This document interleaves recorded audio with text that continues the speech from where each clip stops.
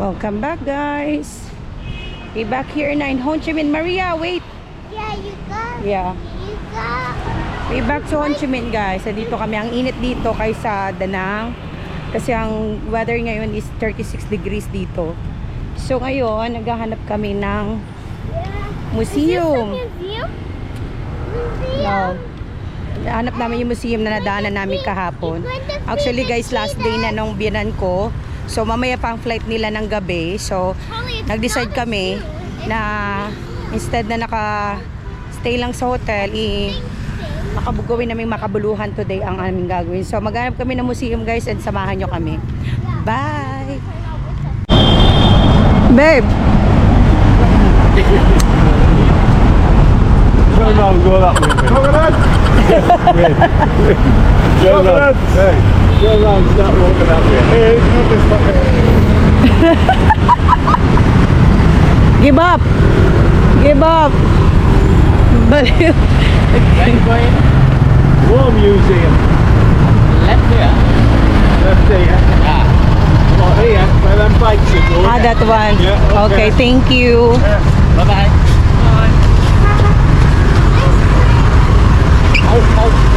Nothing, no need.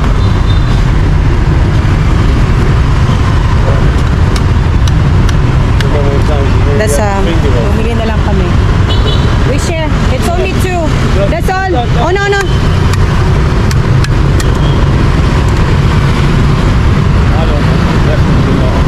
That's all.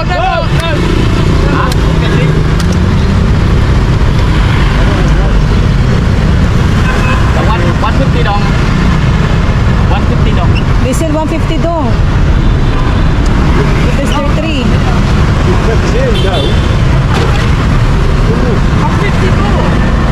No.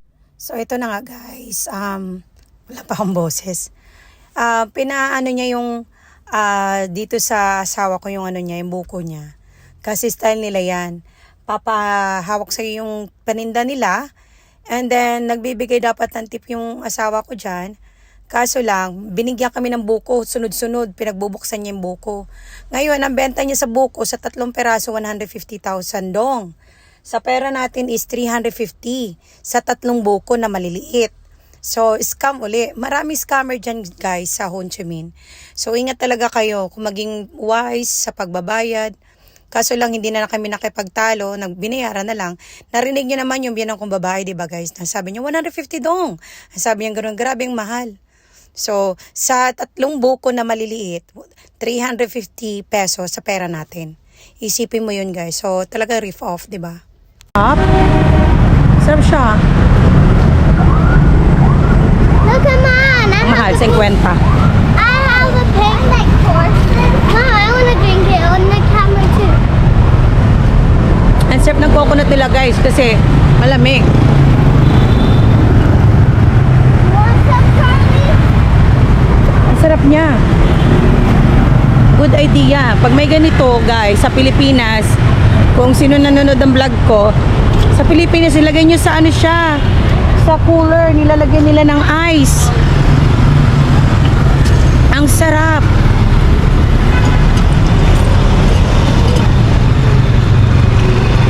What to come? What does salap mean? Sarap. Delicious.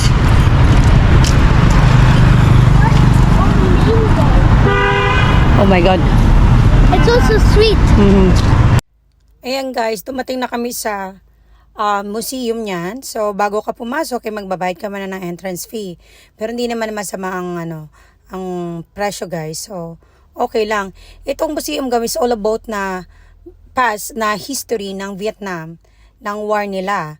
So, hindi ko na isasali dito, guys, yung sa loob, yung mga video, guys. Kasi, hindi kaaya-aya talaga yung ano niya, yung maano mo yung mga past nila, nakakabugso ng damdamin talaga. So pag pumunta kayo sa mga iba-ibang country, guys, i-try nyo puntahan yung mga history nila na ano nangyari sila sa mga war nila before yan, yung mga past nila. Yan ang mahilig kami sa ganyan eh. Interesting, guys, pag ganyan ang ginagawa nyo, guys, yung pinapanood, sinusubaybayan nyo ang history ng iba-ibang country. Nakakala natin is tayo lang yung pinaka-worst nung war. Pero hindi, mas may iba pa talagang worse. Like Thailand, Vietnam, hindi pa ako nakating ng Bali, Malaysia, hindi pa. So, yan ang mga gusto kong puntahan uli. At sinasabi ko lagi sa partner ko na gusto ko pumunta sa mga country na yun. It's not all about the places. Gusto ko malaman din yung mga history nila. We call this lampara. Would you like that? May lampara din sila dito guys. Would you like to have a drink? No, Ito rin pala ginagamit nila. Actually, meron pa rin tayo nito sa Sarah, you want your food? mga countryside na walang electric, di ba? Gumagamit pa rin sila ng ganyan. Sabi yung ano nila, yung war nila before. Alam mo yung pag nandito kayo nakita yung cage nila. Sobrang maantik eh. Nakakaawa. Ayan guys, after namin mag-museum, nagutom kami at nag-lunch na rin kami dito sa pinakasikat sa Ho Chi Minh na Italian restaurant siya guys. Napakasarap na mga pizza nila dito kaya paulit-ulit kami pumunta rito. Yeah, specialty nila is yung pizza nila. And then meron silang mga masasarap na juices like mga detox, ayan. Or order. Ayan, yung order namin ng biyanang kong lalaki, naghati kami niyan.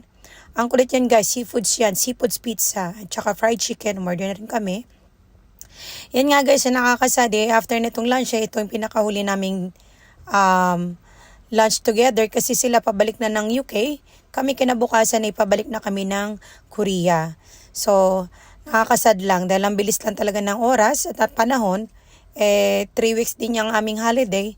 Tapos na. And then, balikan na kanya-kanya na kami babalik sa... Ganito na lang aming vlog guys. See you next time. Thank you for watching. Bye!